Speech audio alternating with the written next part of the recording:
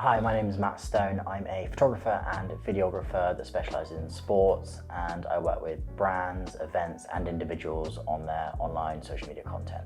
I recently was on the crew for Boddy's 3 Peaks Challenge. So she ran 700 kilometers and scaled the national 3 peaks in between.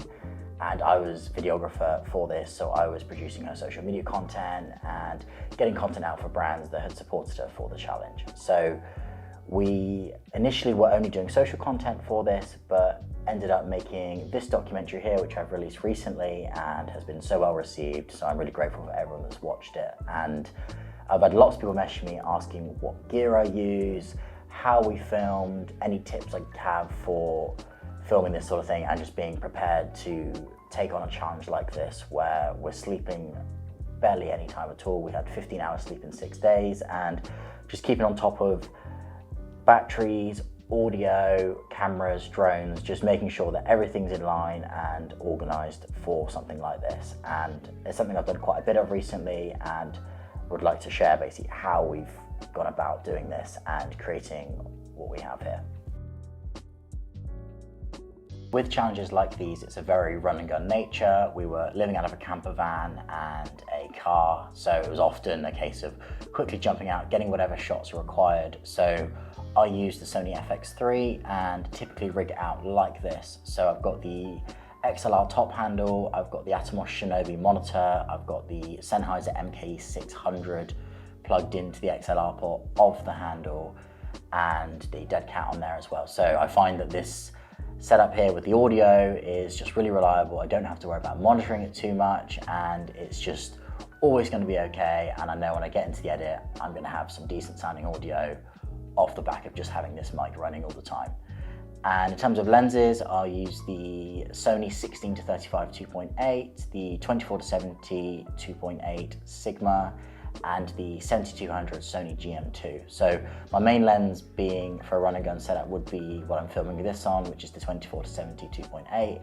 That's my workhorse. It stays on the camera most of the time, just when I'm in a scenario where I need a little bit of a wide, but also I can get a nice tight where there's a bit of drop off in the background. And then often dropping down to the 16 just so I can get those wide cinematic landscape shots. And then the 7200 is probably my favorite lens to shoot on, especially when filming, because that allows me just to get such a nice compression with the bokeh, and I can follow a subject and get a really nice 100 frames a second slow-mo shot with that lens. The V-mount battery I've got on the back here powers the Shinobi monitor and also the FX3.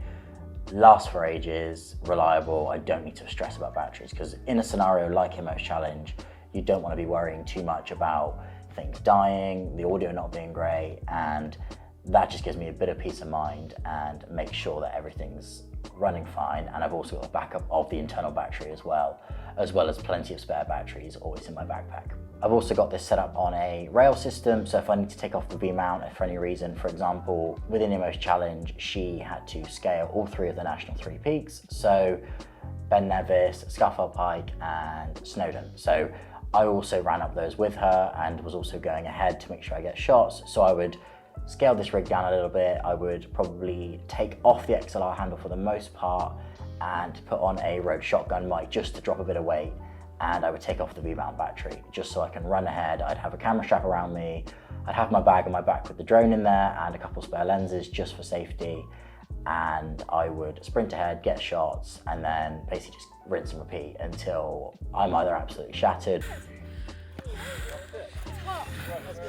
Tell me about it.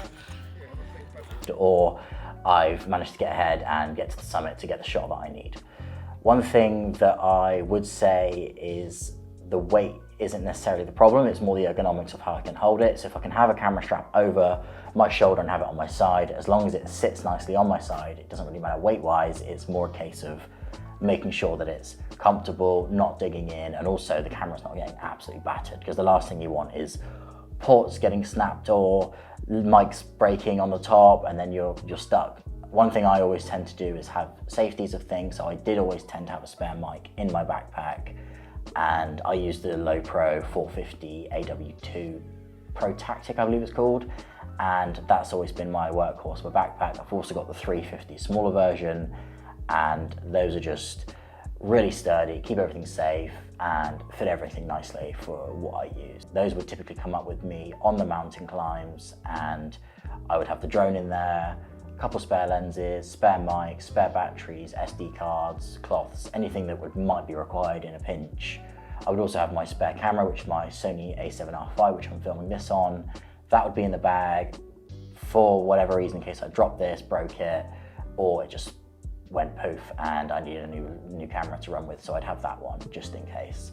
I'd also have a GoPro, not something I use too much, but something I did have and saved me a few times, where I gave the physio a GoPro, Johnny, and get an extra shot, which is always helpful when needing a second angle or a third angle if I've got a couple of things set up, like the drone, this camera, and then the GoPro. It's nice to have multiple angles of a scenario. That is something that did help with creating this doc. So moving on to the drones that I use. So for this challenge, I used the DJI Air 2S, and I absolutely love this drone. It's small, it's decent quality, and has good enough battery life, and I've got 4 batteries for it. So something that I can always quickly replace, get it back up in the air again, and get multiple shots from different scenarios. If there was one thing I would have changed for this challenge, I would have probably upgraded earlier. So I've now got the Mavic 3 Pro, and there's little things that are better, like the battery life. Obviously it's a bigger build size, so it does take up more space in your bag. However, I think that's probably okay considering the benefits. The speed of the drone, the quality, and the battery life are all amazing. But one thing I feel like isn't spoken about enough with these drones is the rotation speed. So with the Air 2S, when it swivels on the spot, it takes a bit more time than the Mavic 3 Pro does, and I actually have found this to be such a game changer since upgrading. So for me, in a scenario, say you've got an athlete running like Imo, she's run past you, I typically would shoot a shot with my FX3, put it on the ground, already have the drone in the air, and be ready to get a drone shot so that I'm getting multiple shots in lots of scenarios. So I've got enough content from the day. So I'd have the drone in the air, I'd get a top-down follow, maybe a side follow, I'd then swatch to the other side, get another follow. But if you already have gone past her and you need to rotate, by the time you've rotated, that person might be underneath the drone and you've got to rotate again. So being reactive and having a quicker speed of the drone is really important for me. And the Mavic 3 Pro has that, and that's something I probably would have upgraded to earlier if I'd have known those benefits back then. But I just feel like it's something that's not very spoken about, and definitely something I'd recommend if you shoot fast-paced sports and you need to be able to maneuver the drone quickly, get it down quicker, and save battery life essentially, but also save yourself time.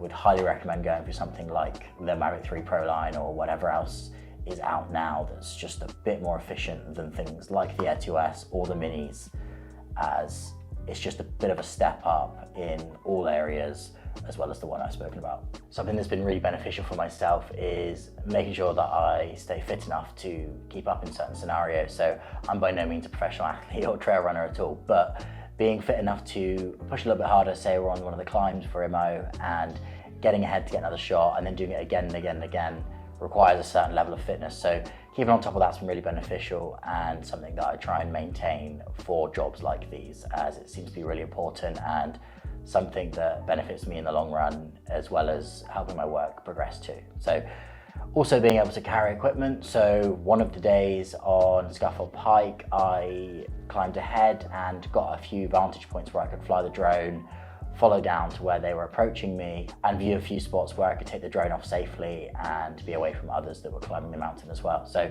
getting ahead then and filming with the drone, and then also having the FX3 set up ready to go for that climb.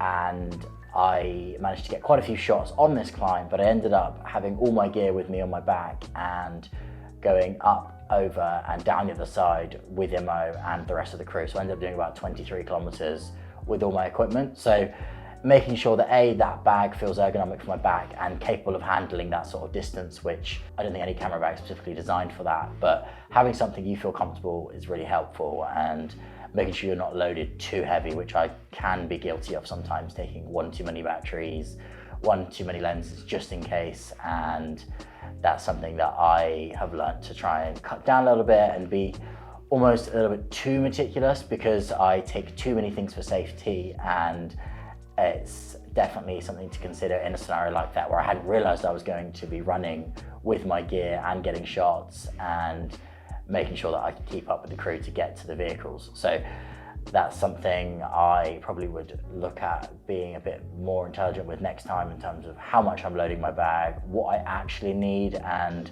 what I can get away with not taking, because I'm very guilty of loading my bag too heavy.